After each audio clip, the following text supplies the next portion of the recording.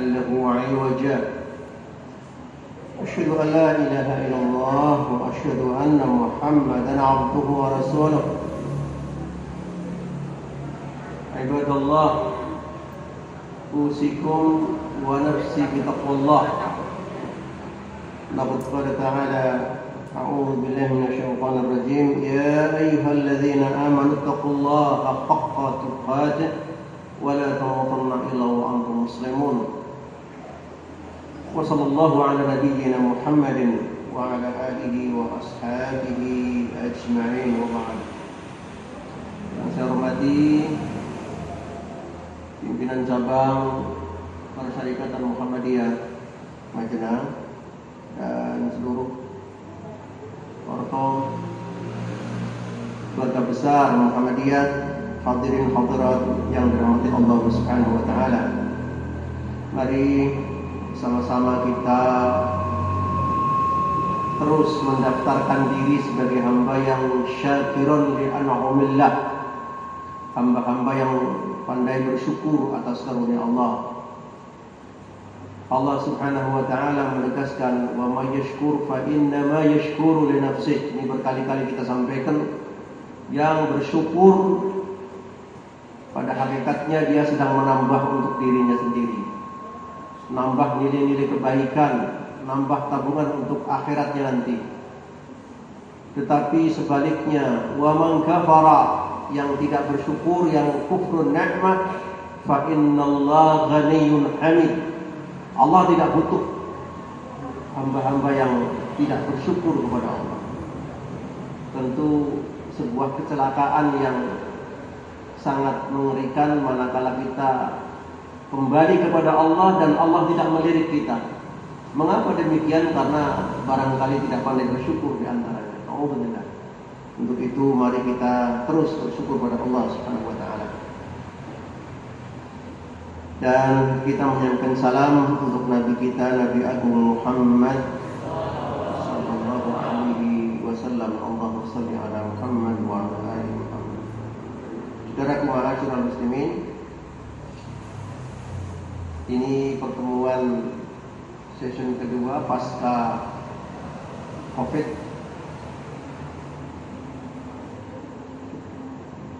Tapi sudah diabani, nanti bulan Maret ada Covid lagi. Ya, mudah-mudahan kita tergolong orang-orang yang terhindarkan. Amin. Tema yang lalu kita berbicara tentang arah dakwah Islam. Kemana arah dakwah kita? Kali ini kita masih membahas tentang arah. Namun kaitan ini adalah arah ibadah. Meluruskan arah ibadah kita. Jadi meluruskan arah ibadah kita. Kita khawatir kalau ibadah kita ini tujuannya nggak jelas, karena terlalu sulit membedakan ibadah yang punya tujuan jelas dengan ibadah yang tidak punya tujuan. Itu sulit sekali. Bedanya sangat tipis sekali. Nanti akan kita bacakan beberapa teks-teks suci dan hadis-hadis Nabi agar bisa membimbing kita. Sekali lagi, ibadah kita harus punya arah yang jelas, tidak semrawut, tidak asal-asalan. Apalagi ibadah yang bersifat ma wajadna alaihi abana, ibadah yang turun-temurun. Ya, kalau dituruni yang baik, kalau dituruni yang tidak baik, wah itu sudah kepengkok-pengkok nanti. Sebab itu mari kita mencoba meluruskan arah ibadah kita.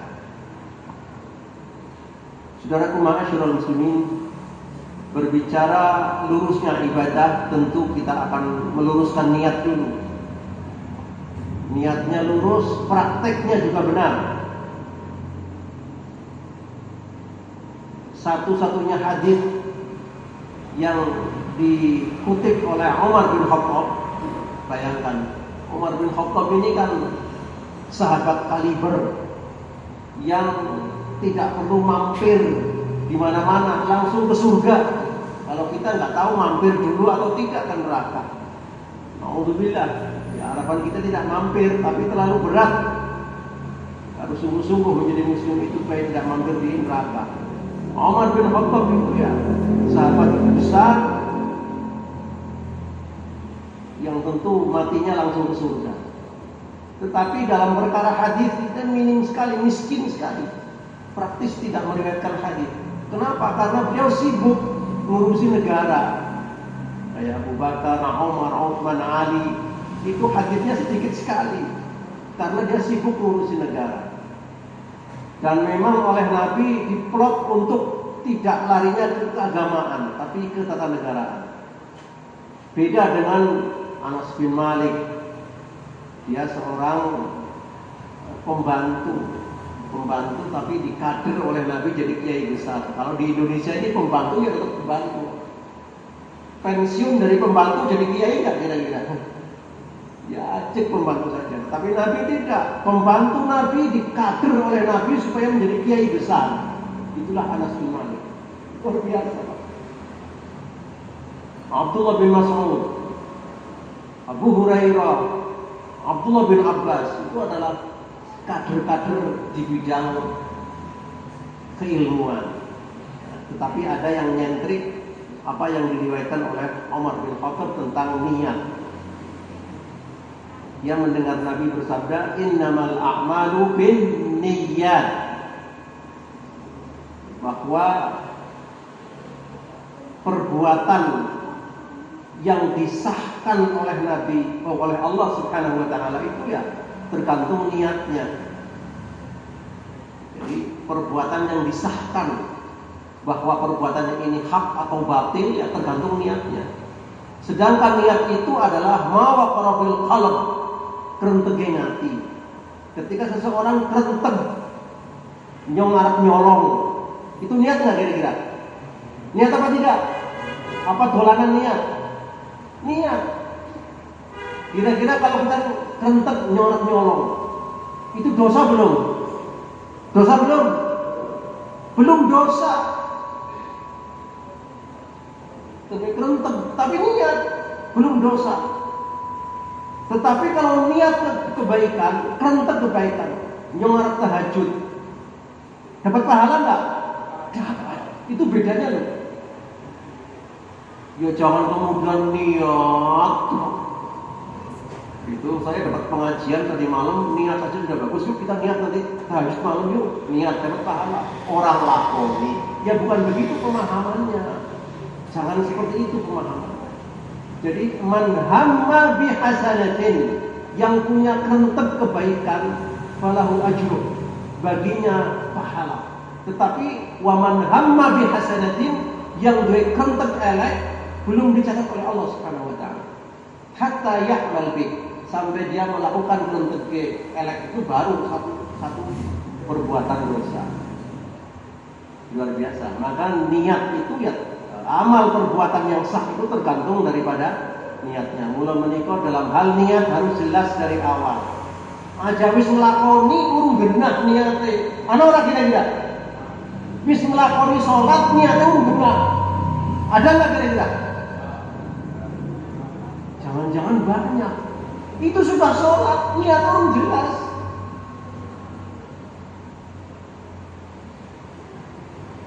Orang mau haji sudah sampai di Mekah belum jelas niatnya. Ada nggak kira-kira? Ini jangan-jangan ditanyakan pada hati masing-masing.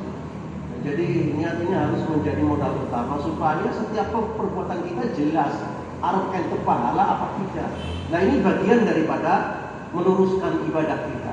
Innamal a'malu binniyat fa innama likulli imri'in ma nawa. Nah, itu kata Nabi begitu. Setiap perbuatan manusia tergantung apa? Kerentege atine.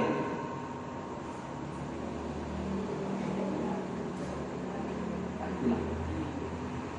Ini hadisnya panjang, tetapi itu fokus yang akan kita bahas dalam upaya meluruskan amal ibadah kita atau arah ibadah kita. Saudaraku, ma'asyiral muslimin rahimakumullah, membahas tentang lurusnya arah ibadah kita akan membaca satu ayat Al-Quran di surah Al-An'am ayat yang ke-122. Apa yang dinyatakan oleh Allah? A'udzu billahi minasyaitonir rajim. Qul inna salati wa nusuki wa mahyaya wa mamati lillahi rabbil alamin la syarika la wa bidzalika umirtu wa ana awwalul muslimin. Secara teks ayat ini disebut ayat atau disebut doa tawajjuh. Kan ada yang wajjahtu wajhiya lilladzi fataras samawati wal arda hanifan musliman wa ma ana minal musyrikin. Inna salati wa nusuki wa mahyaya dan seterusnya. Ini rangkaian doa tawajjuh. Dan ini disepakati oleh para fuqaha bagian daripada doa iftitah, namanya tawajjuh. Doa iftitah itu pembuka. Kalau diperserikatan kan Allahumma ba'id baini wa baina khataayaya kama ba'adta bainal masyriqi wal maghrib. Tetapi ada yang membaca tawajjuh, wajjahtu wajhiya lilladzi fataras samawati wal arda hanifan musliman wa ma ana minal musyrikin inna salati dan seterusnya. Tidak perlu dipertentangkan, itu sama-sama sunnah. Tetapi malam ini justru kita membahas rangkaian doa tawajjuh. Ya tidak masalah, karena ayat ini dalam upaya meluruskan arah ibadah kita. Katakan hai Muhammad, artinya sampaikan kepada umatmu, sampaikan kepada kaum muslimin bahwa sholatku, ini harus jelas, bahwa sholatku, panjenengan malam ini berkumpul di sini niatnya apa? Niatnya apa? Mengaji? Bukan ya cari-cari begitu? Yang nom-nom tidak sedang cari-cari begitu? Ya ngiras-ngirus lah. Tahu ngiras-ngirus nggak? Ya tahu ngiras-ngirus. Ngiras-ngirus teh naonnya? Nyambi. Jadi jangan ada bahasa begini, amar ma'ruf nyambi munkar. Wah kacau sekali. Ya, ngaji nyambi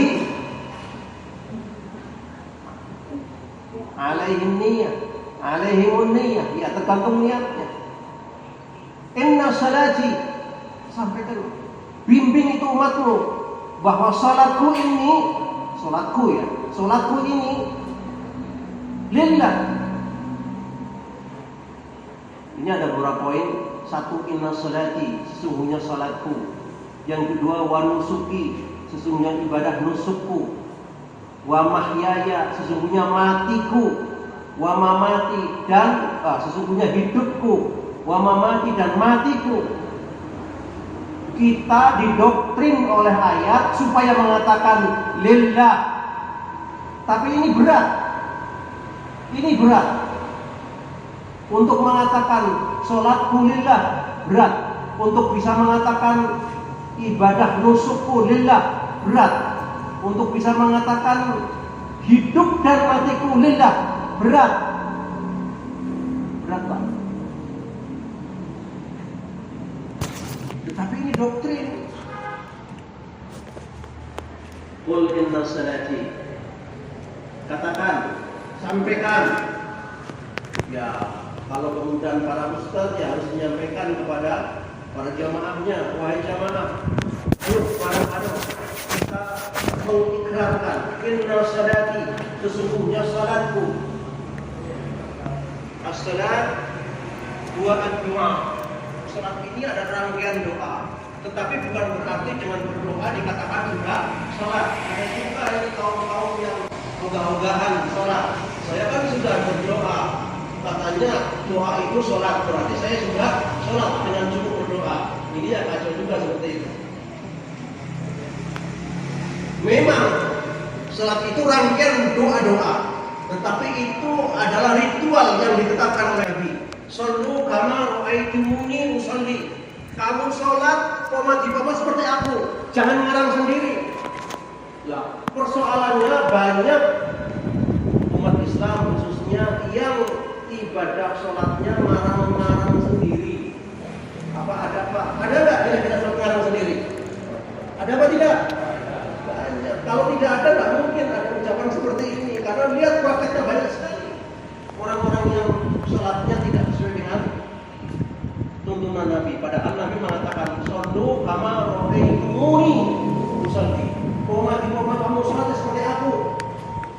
Wajibnya kayak apa, sunnahnya kayak apa, bacaannya kayak apa, gerakannya kayak apa, waktunya kayak apa. Yang akhir-akhir ini atau beberapa dekade kemarin, medsos sempat digegerkan oleh pernyataan YouTuber yang mengatakan waktu sholat tidak ada waktunya, sholat tidak ada waktunya. Ya mungkin itu kurang ngaji saja. Kalau orang-orang yang ngaji yang tahu jelas waktunya. Subuhnya kayak apa? Kalau di sini waktu subuh masih ikut jadwal pemerintah apa sudah jadwal tarjih? Tarjih dong.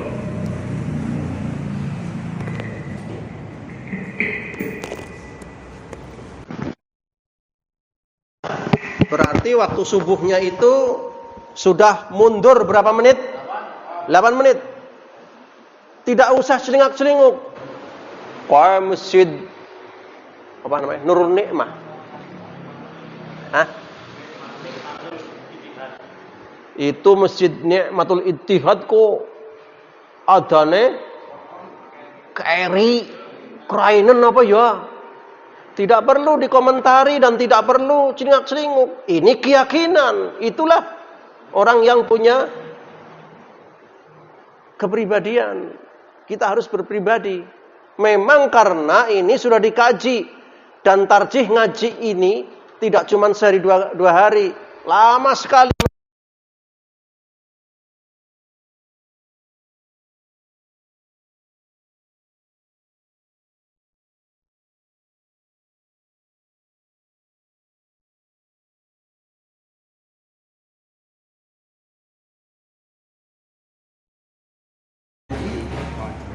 Bukan ya cari-cari begitu.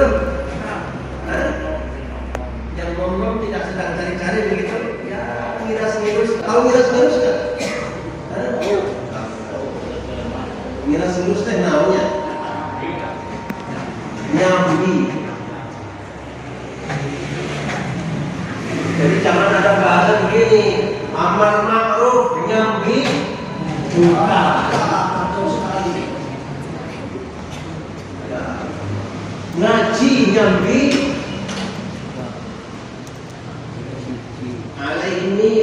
alaihimun niyah, ya tergantung niatnya. Inna salati bimbing umatku bahwa salatku ini salatku ini lillah. Ini ada beberapa poin. Satu, inna salati, sesungguhnya salatku. Yang kedua, wa nusuki, sesungguhnya ibadah nusukku. Wa mahyaya, sesungguhnya matiku. Wa mamati, dan sesungguhnya hidupku. Wa mamati, dan matiku. Kita didoktrin oleh ayat supaya mengatakan lillah. Tapi ini berat. Ini berat. Untuk mengatakan sholatku lillah berat. Untuk bisa mengatakan ibadah nusukku lillah berat. Untuk bisa mengatakan hidup dan matiku lillah berat. Berat Pak. Tetapi ini doktrin. Qul inna salati. Katakan, sampaikan. Ya, kalau kemudian para ustadz ya harus menyampaikan kepada para jamaahnya, wahai jamaah, ayo bareng-bareng kita mengikrarkan inna salati, sesungguhnya salatku. As-salat huwa ad-du'a. Salat ini adalah rangkaian doa, tetapi bukan berarti dengan berdoa dikatakan sudah salat. Ada juga ini kaum-kaum yang ogah-ogahan salat. Saya kan sudah berdoa, katanya doa itu salat, berarti saya sudah salat dengan cukup berdoa. Ini ya kacau juga seperti itu. Memang salat itu rangkaian doa-doa, tetapi itu adalah ritual yang ditetapkan oleh Nabi. Shallu kama ra'aitumuni usalli. Kamu salat koma seperti aku, jangan ngarang sendiri. Lah, persoalannya banyak umat Islam khususnya yang ibadah sholatnya ngarang-ngarang sendiri. Apa ada Pak? Ada nggak kira-kira sholat ngarang sendiri? Ada apa tidak? Banyak. Kalau tidak ada, nggak mungkin ada ucapan seperti ini. Karena lihat prakteknya banyak sekali. Orang-orang yang sholatnya tidak sesuai dengan tuntunan Nabi. Padahal Nabi mengatakan, "Shollu kama ra'aitumuni usalli." Koma kamu sholatnya seperti aku. Wajibnya kayak apa, sunnahnya kayak apa, bacaannya kayak apa, gerakannya kayak apa, waktunya kayak apa. Yang akhir-akhir ini atau beberapa dekade kemarin, medsos sempat digegerkan oleh pernyataan YouTuber yang mengatakan waktu sholat tidak ada waktunya, sholat tidak ada waktunya. Ya mungkin itu kurang ngaji saja. Kalau orang-orang yang ngaji yang tahu jelas waktunya. Subuhnya kayak apa? Kalau di sini waktu subuh masih ikut jadwal pemerintah apa sudah jadwal tarjih? Tarjih dong.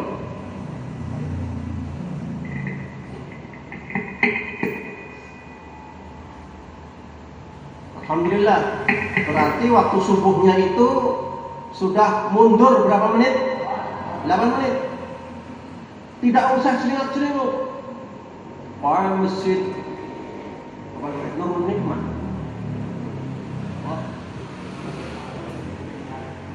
Itu Masjid Nikmatul Ittihad kok adane kerainan apa ya?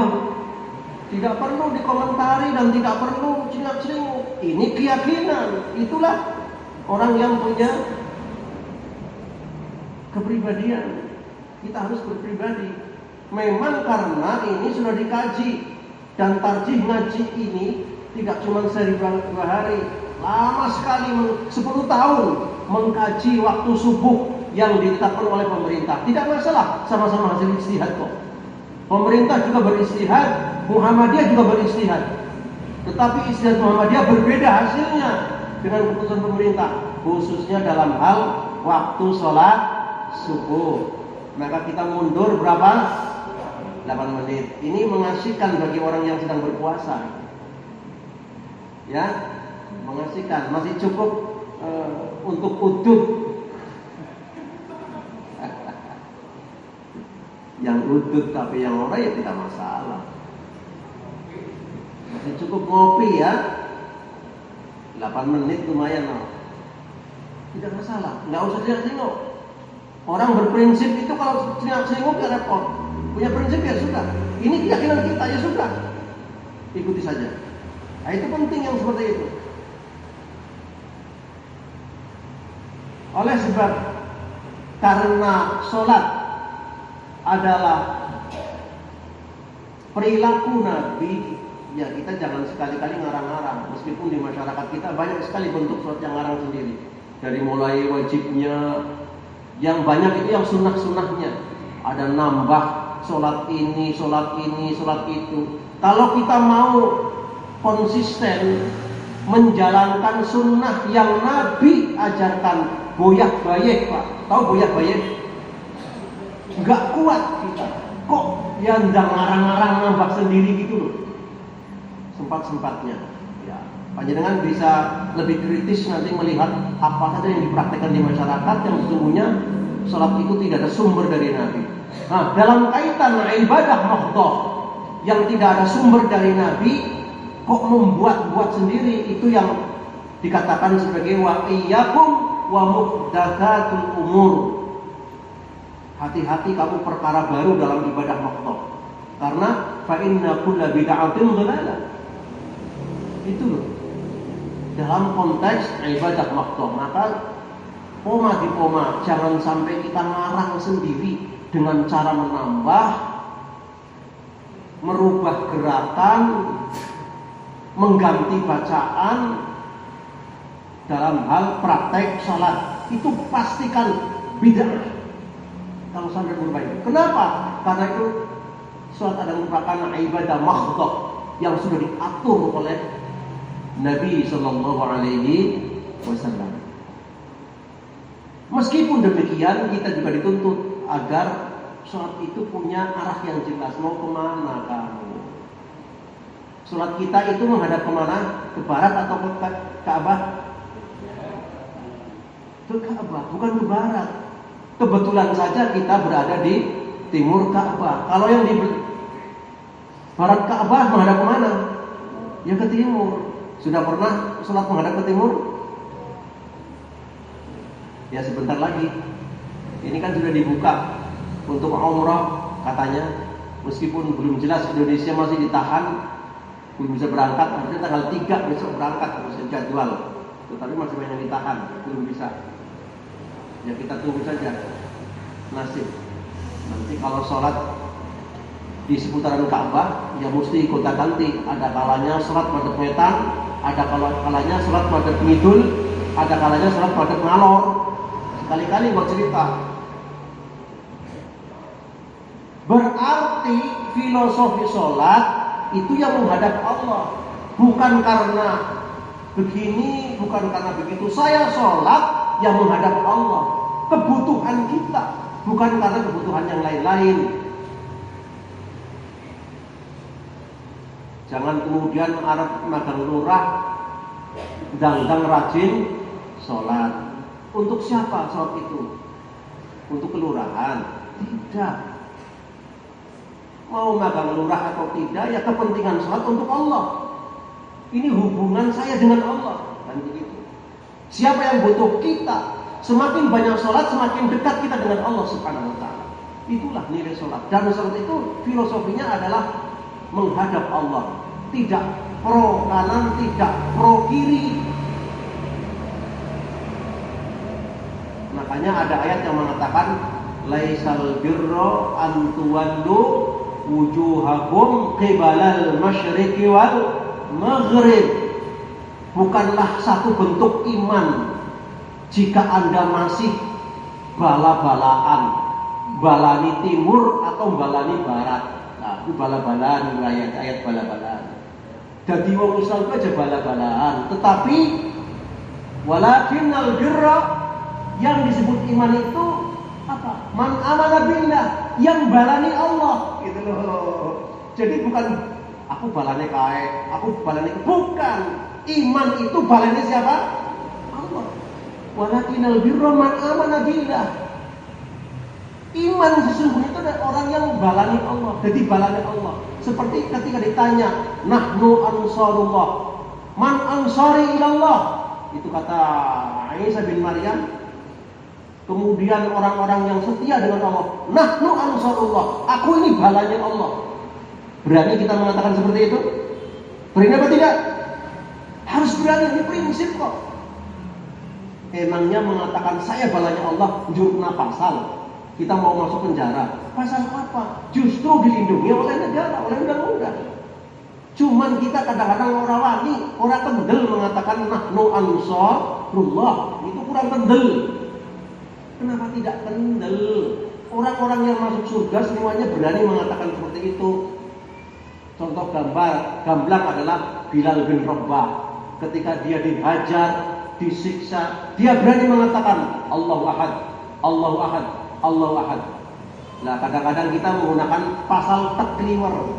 Begitu mentok, dak, apa yang terjadi? keluar, belok, cari pasal yang lebih mudah.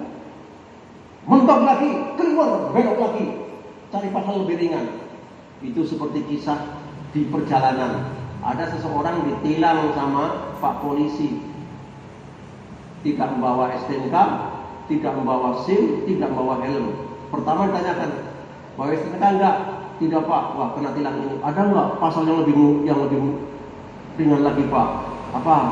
SIM, bawa SIM enggak? Enggak. Kena denda seperti ini. Ada enggak yang lebih ringan lagi Pak? Helm. Akhirnya dia bayar 50.000.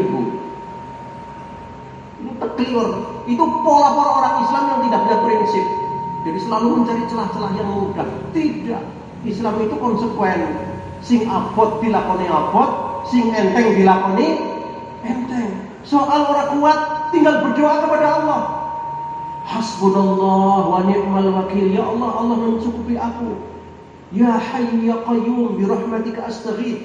Ya Allah, Zat yang Rahman, Zat yang hidup dan Qayyum. Bi rahmatika, dengan rahmatmu, astaghith, aku minta pertolongan.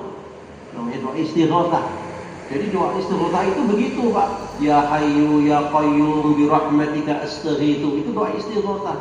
Nah, yang dipraktekkan di lapangan beda. Nah, inilah yang kita hindari. Yang beda-beda itu yang aneh-aneh. Justru pada saat kita sholat, kita istighatsah, kita berwasilah, harus sesuai dengan teks. Karena itu yang ibadah makhluk. Kita tidak boleh ngarang sendiri. Sebab ngarang-ngarang dalam ibadah makhluk itu adalah pastikan itu bid'ah. Mengerikan sekali. Nah, dalam konteks ini kita harus punya prinsip. Ya bid'ah ya bid'ah. Haram ya haram, halal ya halal. Bukankah doa kita, Allahumma arinal haqqa haqqa. Ya Allah, ajari aku untuk pro kebenaran. Ya Allah, ajari aku untuk kontra kemungkaran yang batil. Gitu loh maksudnya. Jadi pada saat kita berdoa, Allahumma arinal haqqa haqqa farzuqna tiba'ah. Ya Allah, tolong aku menjadi orang yang pro hak. Komitmen dengan hak itu. Wa arinal batila batila. Ya Allah, tunjukkan yang batal itu batal. Farzuqna istinaba. Tolong saya komitmen untuk meninggalkannya. Kontra kebatilan. Oh, itu doa keren sebenarnya. Kalau kita resapi. Nah, kalau doanya tidak diresapi ya mungkin atarnya, pengaruhnya akan berbeda. Inilah makna inasadati, bahwa kita tidak pernah pro siapa-siapa selain hanya pro kepada siapa? Allah Subhanahu wa taala. Berani apa tidak? Berani apa tidak? Berani. Kenapa tidak? Inasadati. Kita hanya menghadap kepada Allah. Kemudian wanusuki. Nusuk ini banyak yang memahami ada ibadah nyembelih kurban, ada ibadah sesembelihan, ada ibadah haji. Yang pasti bahwa nusuk itu adalah satu sebutan ibadah yang lebih komprehensif. Dalam ibadah haji itu ada ibadah kurbannya, ada menyembelihnya, ada tata cara manasikul hajinya. Maka tidak sedikit para ulama wanusuki adalah ibadah hajiku, karena ada istilah manasikul haji. Tentang orang berangkat haji juga harus jelas arahnya. Ini mengapa? Berisik dari aku dewek sing urung kaji. Kancane wis pada kaji kabeh. Dipelalai aku kudu mangkat kaji sebab kanca-kancaku wis mangkat kaji kabeh. Seperti itu niatnya. Nanti akan kehilangan berapa juta, Pak? Sebelum ada pandemi 35 juta. Sekarang mungkin sudah bisa mencapai 60 juta karena informasinya sudah 100% kenaikan haji itu. Eman-eman. Jadi harus jelas meluruskan niat kita, meluruskan arah ibadah haji kita. Katanya wanusuki lillah. Ini juga penting. Ciri-ciri orang yang memang hajinya lillah, tentu dia tidak merasa kecil hati ketika pulang haji tidak disebut sebagai kiai haji. Kecil hati apa tidak kira-kira? Jenengan sudah haji, kemudian suatu saat tidak dipanggil kiai haji misalkan, atau tidak dipanggil haji, kecil hati apa tidak? Hah? Kecil hati apa tidak? Alhamdulillah, tapi perlu diuji juga. Untuk bisa mengatakan tidak kecil hati juga harus diuji juga. Coba sebut langsung namanya saja, kira-kira awesome lah, yang bisa haji. Misalkan begitu. Tidak sedikit simbol-simbol haji itu selalu disebut. Padahal menurut cerita, kenapa istilah haji itu disebut di Nusantara ini? Ini strategi Belanda agar supaya tercatat. Nah, ini orang-orang yang berbahaya itu orang-orang yang pulang haji, karena rata-rata selama ini yang berontak sama Londo itu adalah orang-orang yang pulang haji, karena dia belajar tentang peta dunia dan pergerakan saat di Mekah itu. Bali rata-rata yang balik haji mesti berontak, balik haji mesti berontak. Begitu sama Londo, maka akhirnya Landa punya kebijakan. Oh, kalau begitu yang pulang haji harus stempel. Apa stempelnya? Haji. Jadi main beton. Oh, stempel haji, stempel haji, stempel haji. Jadi kepengen untuk memetakan nama jenang ke stempel kajian apa papat awasi kayak kaji kayak. Coba kalau tidak di stempel kaji, angel. Nah itu jadi informasi politiknya adalah bahwa istilah haji itu adalah sebutan Landa untuk menempel orang-orang yang pulang haji. Karena rata-rata yang pulang haji ini adalah pemberontak. Menurut siapa? Menurut Londo. Akhirnya distempelin dengan stempel haji. Itu awal mulanya muncul istilah haji di Nusantara ini. Dan rata-rata orang yang pulang haji dikumpulkan di Pulau Seribu dulu. Dia harus kumpul dulu di Pulau Seribu, dijatah oleh Landa. Sekian. Itu strategis di zaman itu. Nah, kita malah sebutan haji nggo kebanggaan. Padahal asbabul wurudnya haji itu adalah stempel Landa untuk bisa mandani siapa yang masuk kategori ekstremis dan siapa yang tidak. Itu awal mulanya begitu istilah haji.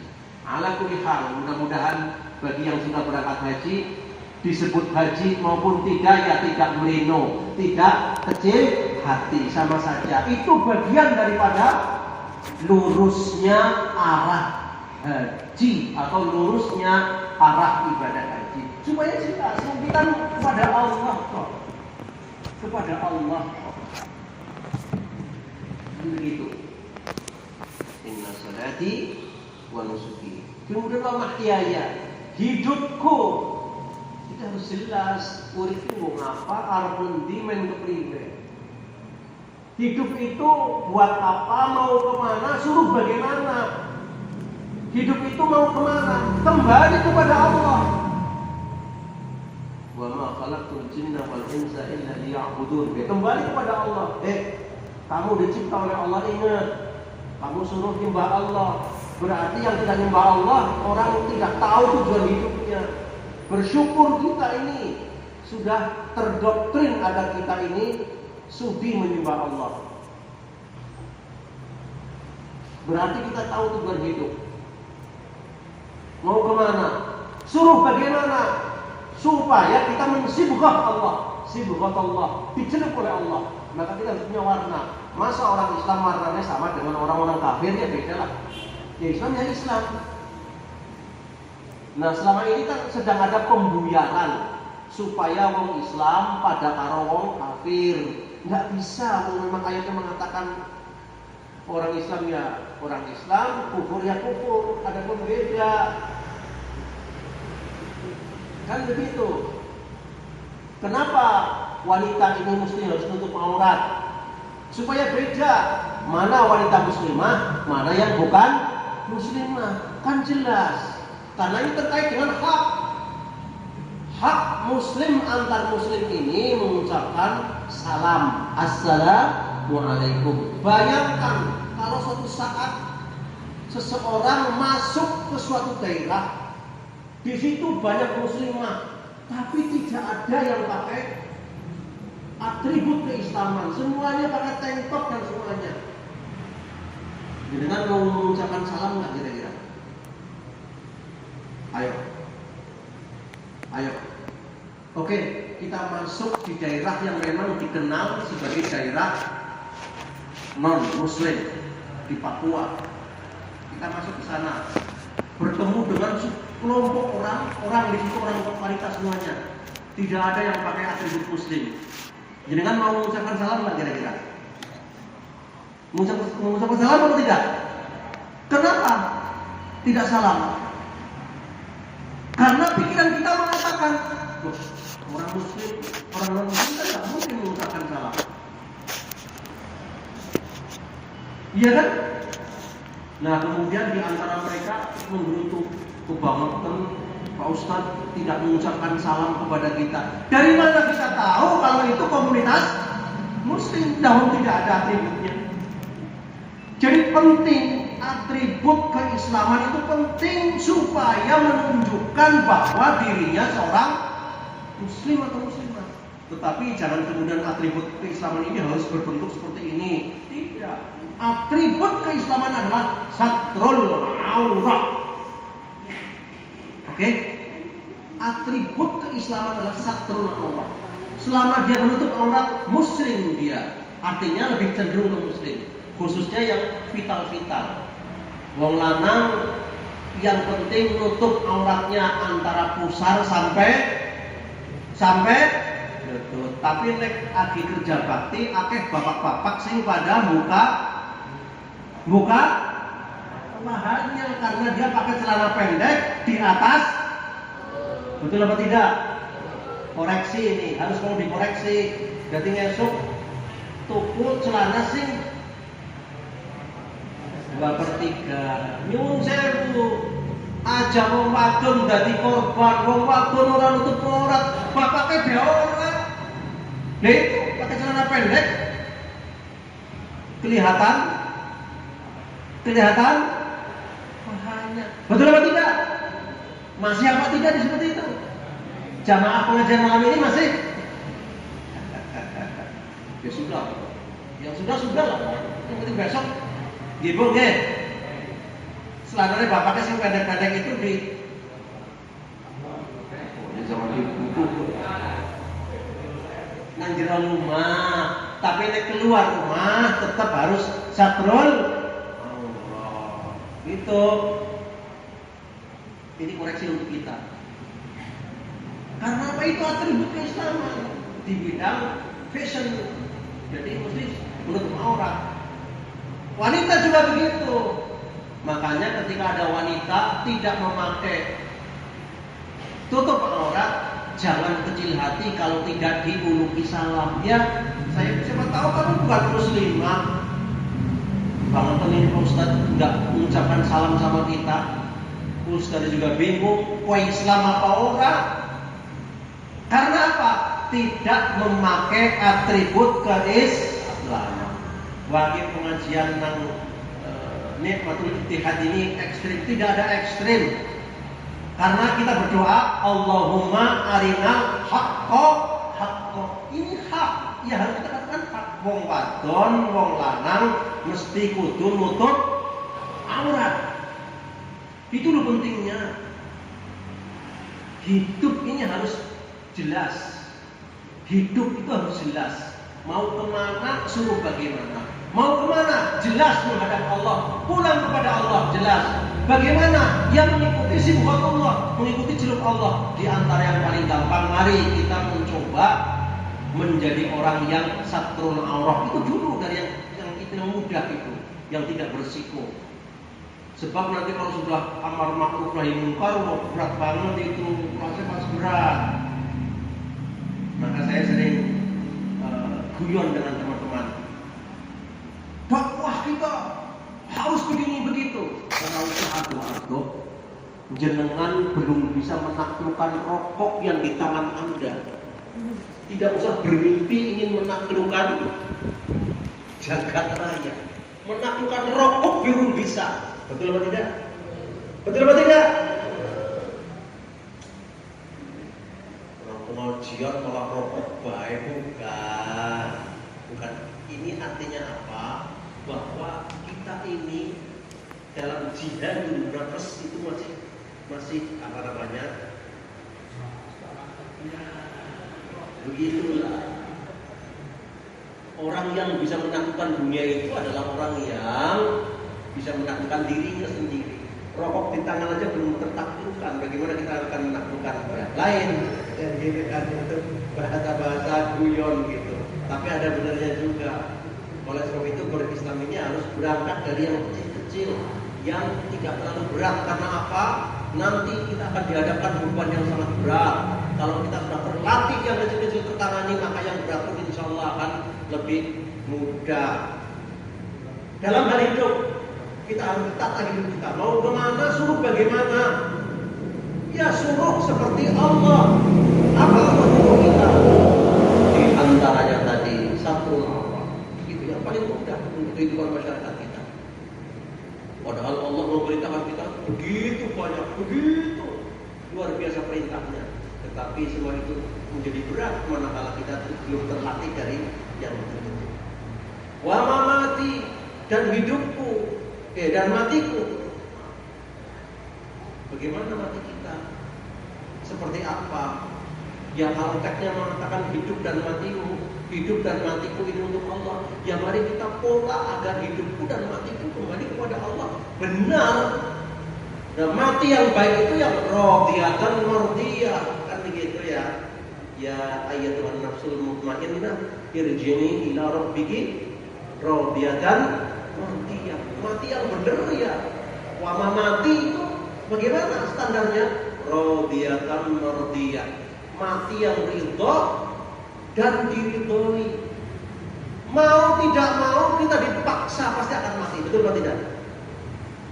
Disinilah banyak sesungguhnya kasus-kasus sejatinya belum siap mati, tapi dipaksa oleh Allah supaya mati, betul atau tidak Pak? Nah ini kita khawatir menjadi manusia ini belum siap mati, tidak ridho mati, tapi dipaksa oleh Allah supaya mati. Itu kira-kira. Itu seperti anak kita yang belum siap menikah, dinikahkan paksa oleh orang tuanya. Kadang-kadang menjerit hatiku. Waduh, menjerit hatiku. Itu memaksa antar manusia. Lah, ini masalah hidup, masalah penentuan keselamatan kita. Belum siap mati, dipaksa oleh Allah supaya mati. Jadi kematian itu siap atau tidak siap pasti akan memaksa kita. Mendingan yang sudah ridho atau belum ridho kira-kira? Sudah ridho untuk mati? Ridho belum? Mbak, sudah ridho untuk mati belum?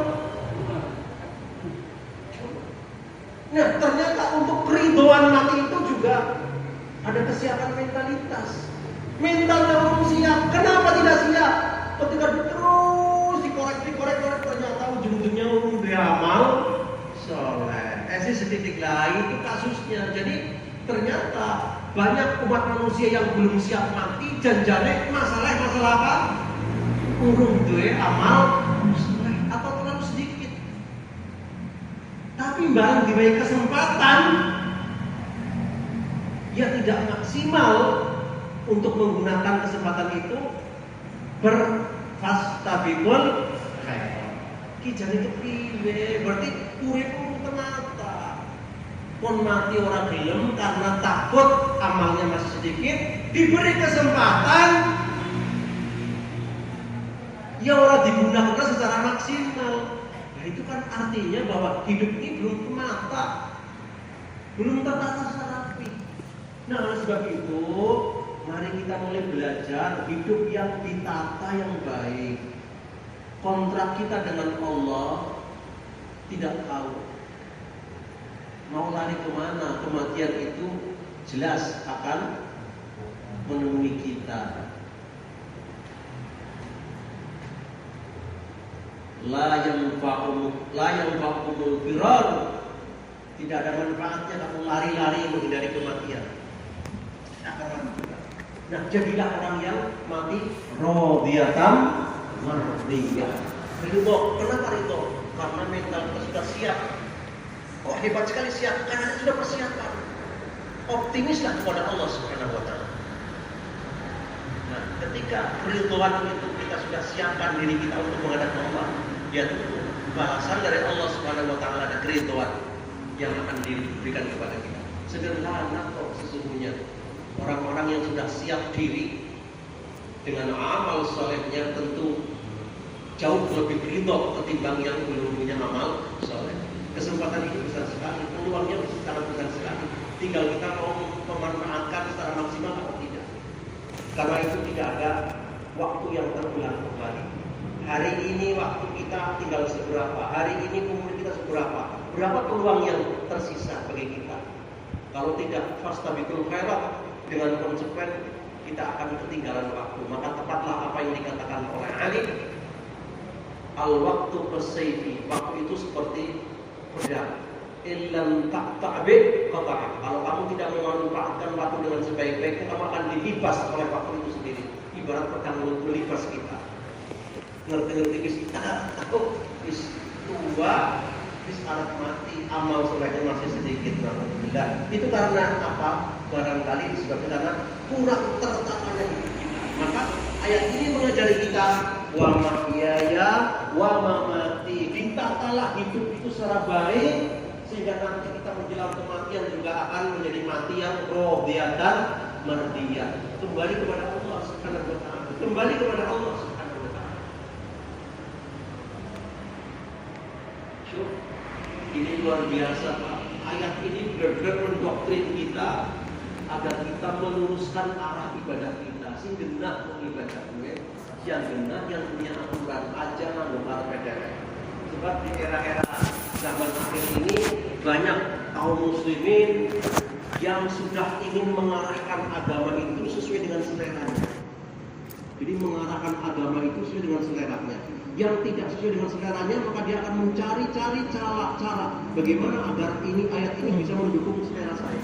Itu di akhir zaman ini. Jadi bukan berarti kita menyesuaikan kehendak Allah, tapi kehendak Allah yang menyesuaikan kita. Kan kacau sekali itu sudah. Cara beragama di akhir zaman ini sudah begitu. Jadi maunya Quran menyesuaikan dengan keinginan kita, bukan kita yang menyesuaikan keinginan Quran. Ini perlu kita pahami kembali tentang arah-arah keagamaan di akhir zaman ini. Ma'asyiral muslimin, Al-An'am ayat 162 ini secara tegas mendoktrin kita sekali lagi dalam rangka apa? Mari arah ibadah kita harus lurus, harus jelas. Dan Allah memerinci dari mulai sholat kita harus tertata dengan baik, harus punya tujuan yang baik. Karena sholat ini merupakan ibadah makhluk. Sekali-kali rekayasa sholat itu tidak akan diterima oleh Allah Subhanahu wa taala. Karena barang siapa yang ingin mengganti-ganti ibadah makhluk, pastikan itu bid'ah. Pastikan. Yang kedua tentang nusuk. Kali-kali kita ibadah haji, ibadah umrah, berkurban juga harus punya arah yang jelas. Jangan sampai kemudian ibadah haji kita kabur. Kita akan kehilangan rupiah yang begitu besar dan akan kehilangan tenaga, capek. Maka lurusnya niat, meluruskan arah ibadah yang jelas itu penting dalam hal kita. Apalagi terkait dengan hidup dan mati. Orang yang sudah mengatakan atau orang yang sedang mati dengan Allah, paksa orang supaya itu sudah tidak akan pernah lagi gentar terhadap apapun. Tidak ada yang disegani selain dari Allah Subhanahu wa taala. Jadi ketika kita akan muncul pada dunia ini, mungkin akadnya belum jelas kita dengan Allah. Hidup dan mati itu belum digaransikan kepada Allah Subhanahu wa taala. Jadi kaum-kaum terdahulu itu kaum-kaum yang memang menggaransikan hidupnya untuk Allah Subhanahu wa taala. Ada kisah yang mungkin ini seperti dongeng, tapi ini real kenyataan. Ketika terjadi suatu berkecamuknya peperangan, perang zaman Nabi itu kan perang yang gak berhadapan-hadapan. Ya ada istirahatnya.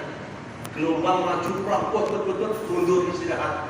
Disusul oleh gelombang berikutnya. Ya begitu perang di zaman dulu. Nah, pada suatu saat ada seorang sahabat yang baru perang dan sudah membunuh banyak orang, kemudian istirahat. Ya namanya istirahat kan capek, mungkin makan dan sebagainya. Nah, sahabat ini sedang makan sebutir kurma dari butiran yang ada, makan. Baru disigar satu kurma, masih dikunyah. Dia mengatakan kepada Nabi, ya Nabi Allah, ini butir itu, fa'aina, ya Rasulullah, kalau aku mati terbunuh, di mana posisiku? Fil jannah, kata Rasulullah. Kamu di surga. Orang serentak menghabiskan satu kurma. Ditinggal kurmanya, berangkat perang lagi, matilah dia. Zaman sekarang dakwah kudu wiswareg disit, betul tidak? Betul tidak? Nek kudu wiswareg kudu belum. Apalagi perang. Atau jauh dengan para sahabat. Bayangkan. Sahabat ini satu kurma beoras rantang tengah. Karena sedap kepengen mati fisabilillah. Zaman sekarang anak orang kira-kira. Anak orang yang kira-kira. Jadi kesadaran dakwah di zaman sekarang yang kecil. Kudu wiswareg, kudu nunggang mobil. Jenazah trennya nunggang motor, sih kayak apa ya? Jadi memang dakwah di zaman sekarang memang manja sekali memang. Sangat manja sekali. Jauh dengan dakwah di zaman Rasulullah Sallallahu Alaihi Wasallam. Itu kan zaman dulu kan, ya betul. Yang kita ini bukan fasilitasnya, tetapi adalah perjuangannya.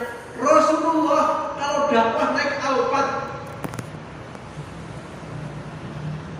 Aku sudah ada Alphard, Pak. Yang namanya onta itu berkelas-kelas. Rasulullah punya onta yang namanya Qaswa. Qaswa ini onta termahal.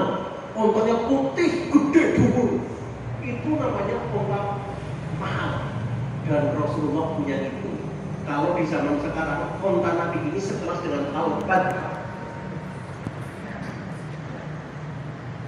Bukan hanya humurin na'am, di atas humurin na'am. Nah, kalau Nabi dakwah itu naik Qaswa ini, mobil kesayangannya, jangan dikira nggak pakai mobil, naik mobil. Qaswa itu kan onta yang termahal. Nabi tidak jalan, naik onta, dan ontanya mahal harganya. Berarti zaman semangat Nabi juga kalau berdakwah naik Alphard. Alphard dia zaman itu. Tetapi itu bukan kebanggaan, itu fasilitas.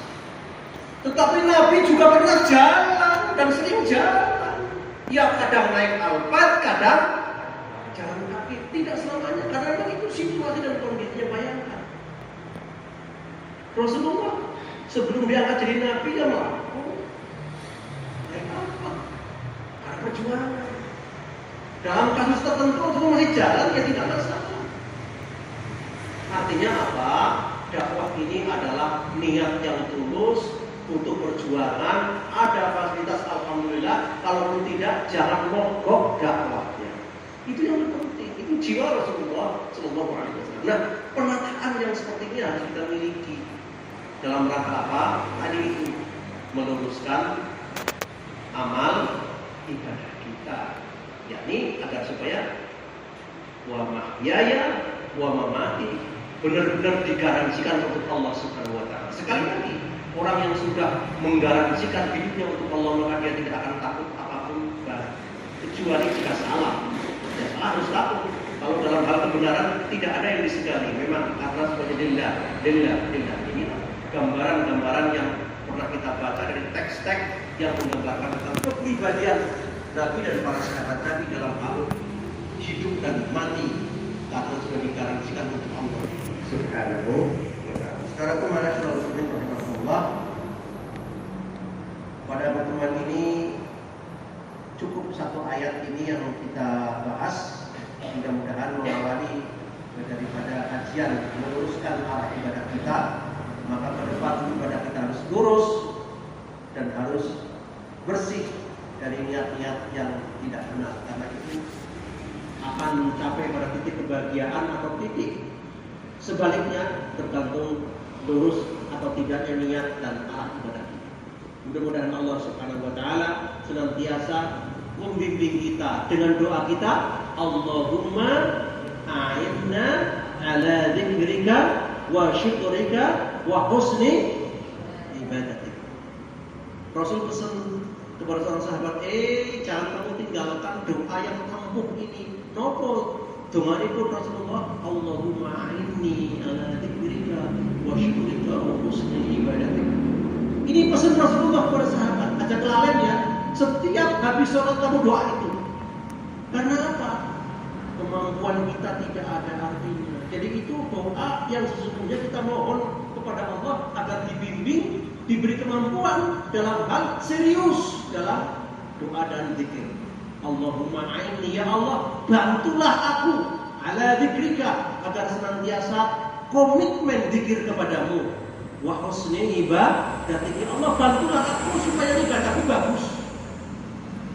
Jadi yang merasa belum bagus dan harus merasa belum bagus sehingga ada perbaikan, bacalah doa ini dan kesimpulan, Allahumma a'inni ala dzikrika wa syukrika wa husni ibadatik. Mari bersama-sama. 1, 2, 3. Allahumma a'inni ala dzikrika wa syukrika wa husni ibadatik. Sekali lagi.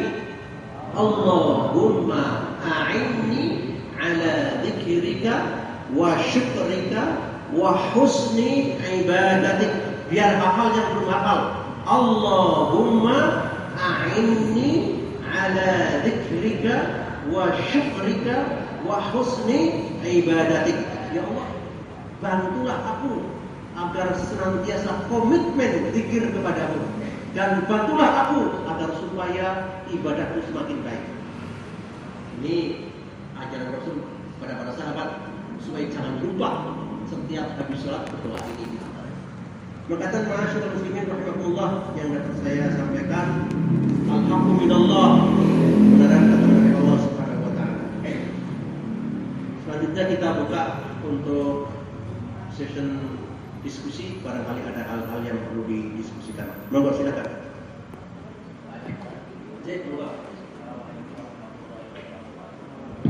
Cek.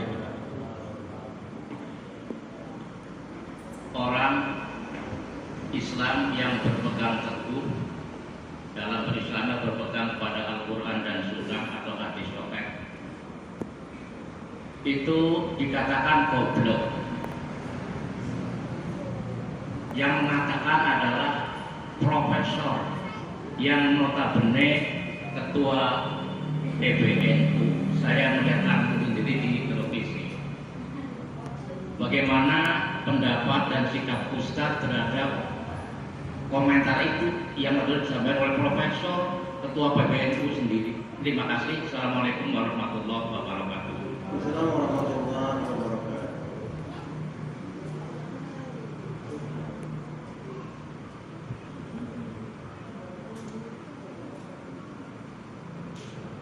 Ini ada beberapa ayat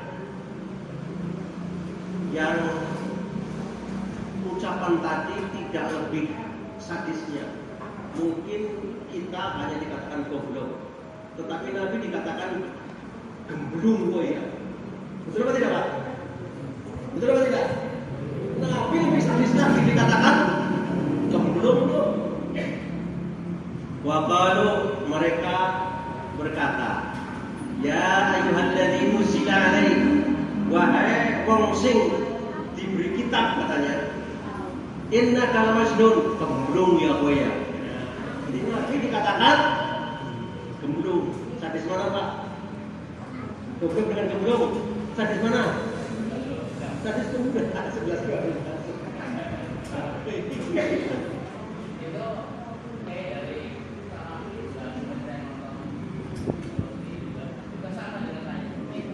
Yang kedua, tadi itu di surah apa, di Al-Hijr, kemudian di Asy-Syu'ara. Qala inni rasulakum alladzi ursila ilaikum lamasnun. Bulan kuela. Keblek lagi. Kemudian ada di As-Saffat wa yaquluna inna latariku alihatana. Mereka mengatakan, Muhammad, emangnya gue disuruh ninggalin tradisi gue? Isyair majnun, kamu kan ada seorang penyair yang gembleng, banyak sekali dalam Al-Quran tuh Pak. Sebutan gemblung untuk siapa? Dan Muhammad.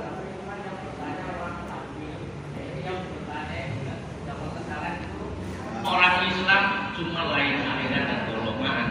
Ini sikap dan pendapat bagaimana? Ya, jadi kalau saya berkata, ketika Nabi itu digembleng-gemblengkan, digemblung-gemblungkan, apa komentar Nabi? Innahum qaumun la yafqahun. Nyuwun sewu alurungan itu sikap kedewasaan Nabi, sikap ketenangan Nabi. Jadi Nabi tidak reaktif, tidak begitu Nabi, tapi ketenangannya yang luar biasa. Tidak sedikit ucapan yang mengatakan, ya, qaumun la yafqahun, memang pada ngerti ya wajar. Emang dengan dikatakan gue geblek, goblok, harta gue hilang apa tidak? Berkurang apa tidak?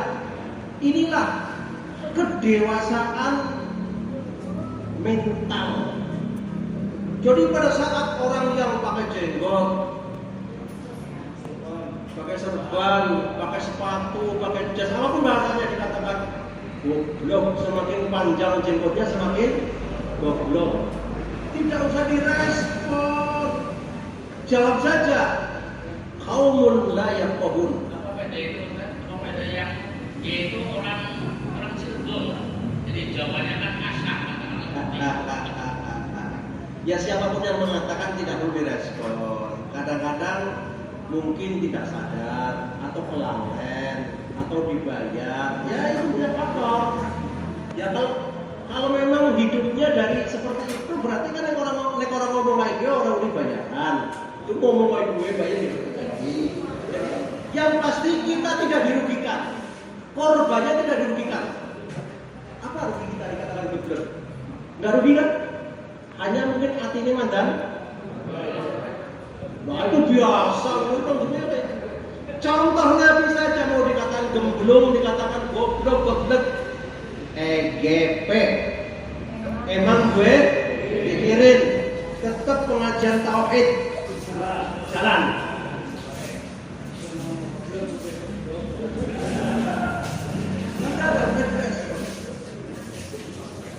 Ternyata saya sedang mengamati pemimpin nasional yang seperti ini, Anies Baswedan.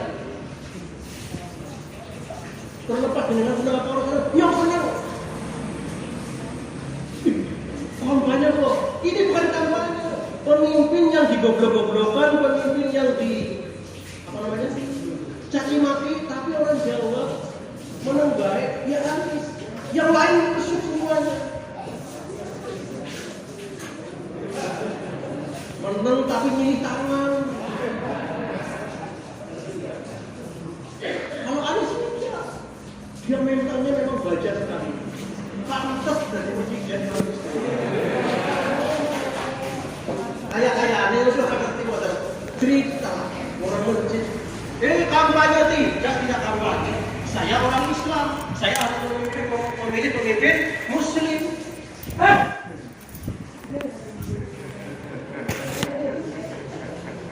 Seperti itu. Tapi ini sedang mencontohkan pemimpin yang tidak reaktif, pemimpin yang tidak emotion. Jadi biarkan saja kita dicaci maki, tenang-tenang saja. Jawabnya apa? Innahum qaumun la yafqahun. Maklum mereka tidak paham atau belum paham. Misalkan seperti itu. Begitu Pak? Alhamdulillah. Ya silakan. Ya, Assalamualaikum warahmatullahi wabarakatuh. Assalamualaikum. Langsung saja pertanyaan saya seperti tadi dijelaskan oleh Pak Ustadz. Makanya kita ibadah itu sudah jelas sumbernya, sudah ada shollu kama ra'aytumuni musolli. Ya. Nah, pertanyaan saya, bagaimana sikap kita terhadap permasalahan yang ada di kita Indonesia khususnya kayak kemarin sholat kita harus nonton Rasulullah SAW. Sementara sebelum sholat pun imam mengatakan sawwu sufakum, lurus dan rapatkan. Kemudian kita di beberapa kemarin mungkin pandemi sholatnya ada yang di jarak dan itu sebenarnya kalau Nabi mengatakan jangan kasih kesempatan setan untuk masuk, tapi kadang-kadang nah itu bagaimana menyikapi seperti itu? Terima kasih. Assalamualaikum warahmatullahi wabarakatuh. Dalam keadaan normal kita harus sesuai dengan apa yang Nabi inginkan. Dalam keadaan normal.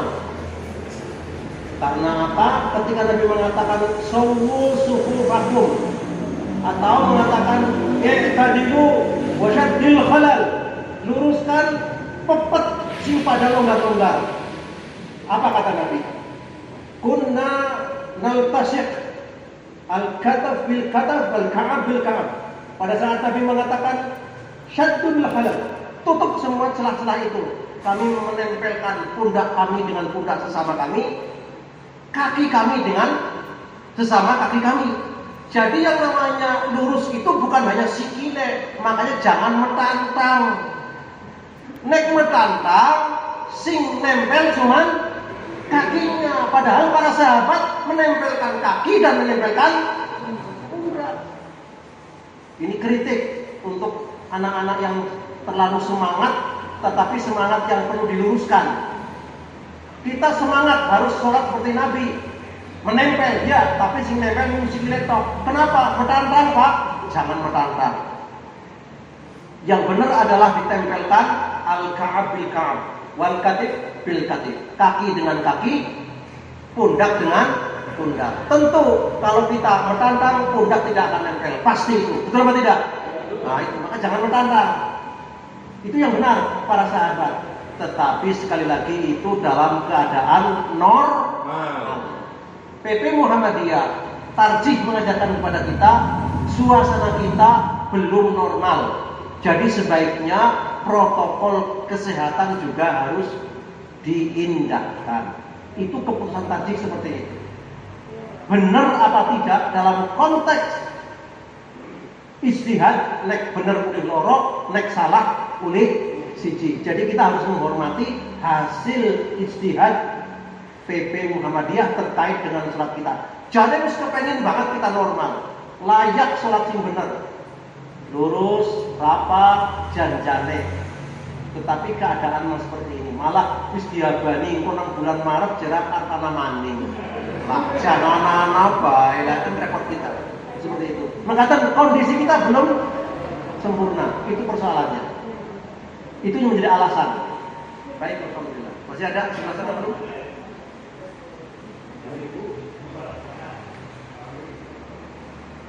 Bu, mau tanya Ibu. Ada yang mau tanya, Bu? Monggo. Baca sendiri saja.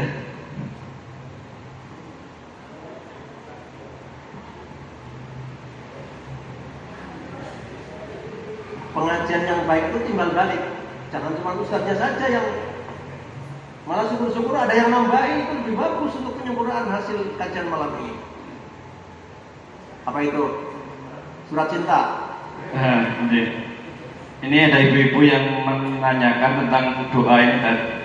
Doa Allahumma Birojaba. Tulisannya Allahumma anjir no?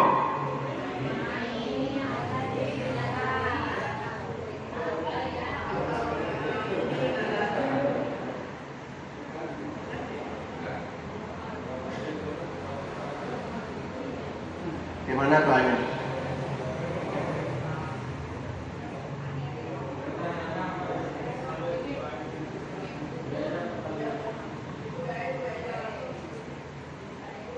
Gimana pertanyaannya gimana? Allahumma anzil alaina sabra. Assalamualaikum Pak Kiai. Saya mau tanya, ini doa Allahumma anzilni rahmatan halana min kubur minal muslimina wal muslimat wal mu'minina wal mu'minat al ahya'i minhum wal amwat al ahya'i jidatu wal ummahat yang khususon ila ruhi. Itu buat kirim doa khusus untuk si mayit, itu bisa boleh enggak gitu maksudnya? Coba yang saya tanyakan. Allahumma anzil Allahumma anzili rahmatan alaina min kubur minal muslimin wal muslimat wal mu'minin wal mu'minat al ahya'i minhum wal amwat al amya'i jiddatu wal umahat yang khususon ila ruhi sinten al-ma'hum maton.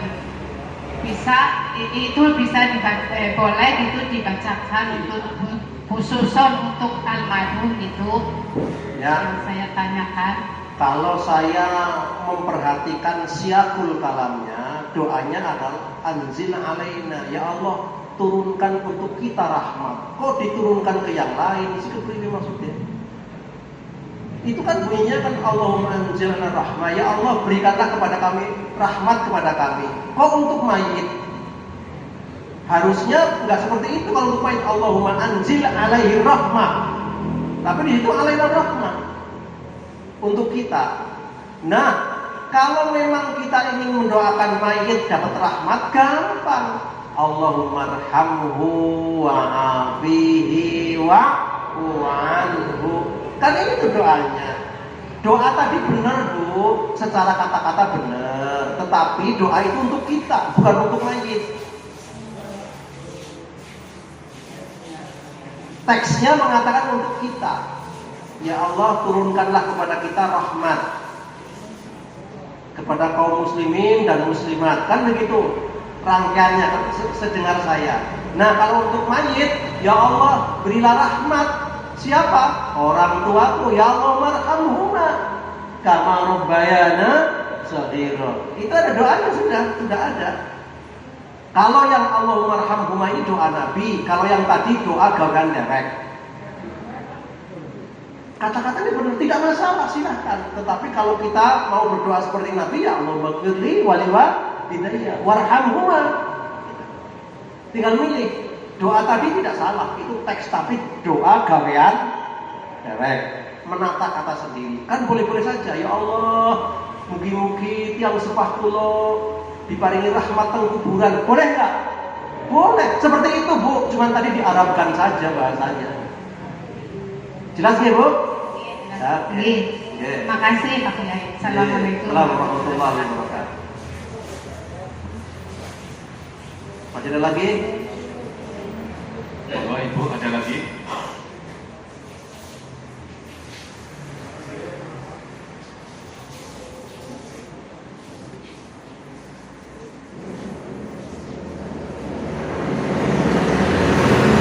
Baik, kita tunggu. Masih ada? Baik Pak, deretan sebelah selatan ada yang mau bertanya? Masih ragu-ragu? Insya Allah keraguan itu akan cair bulan depan. Dalam pertanyaan insya Allah. Boleh merancang, tidak harus tema ini. Boleh tema yang di luar juga boleh, silakan.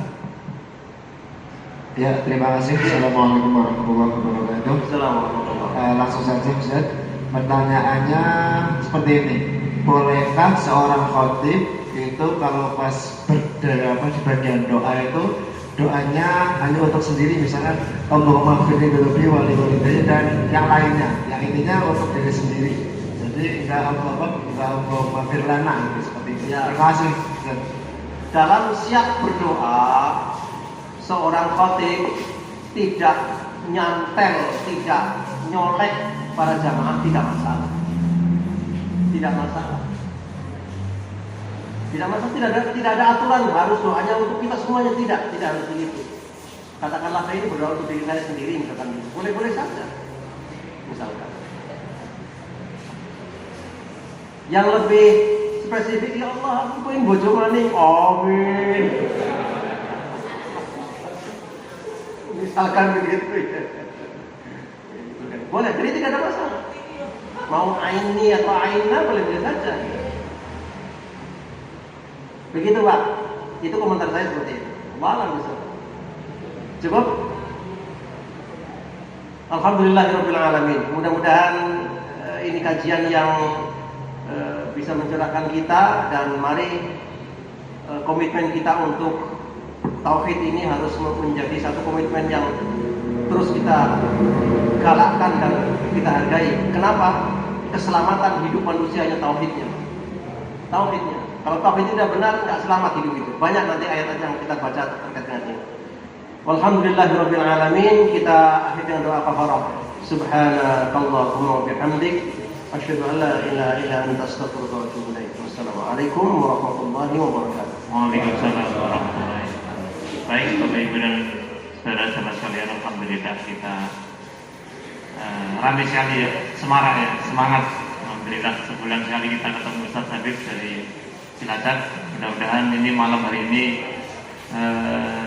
terbesar di antara yang kemarin ya.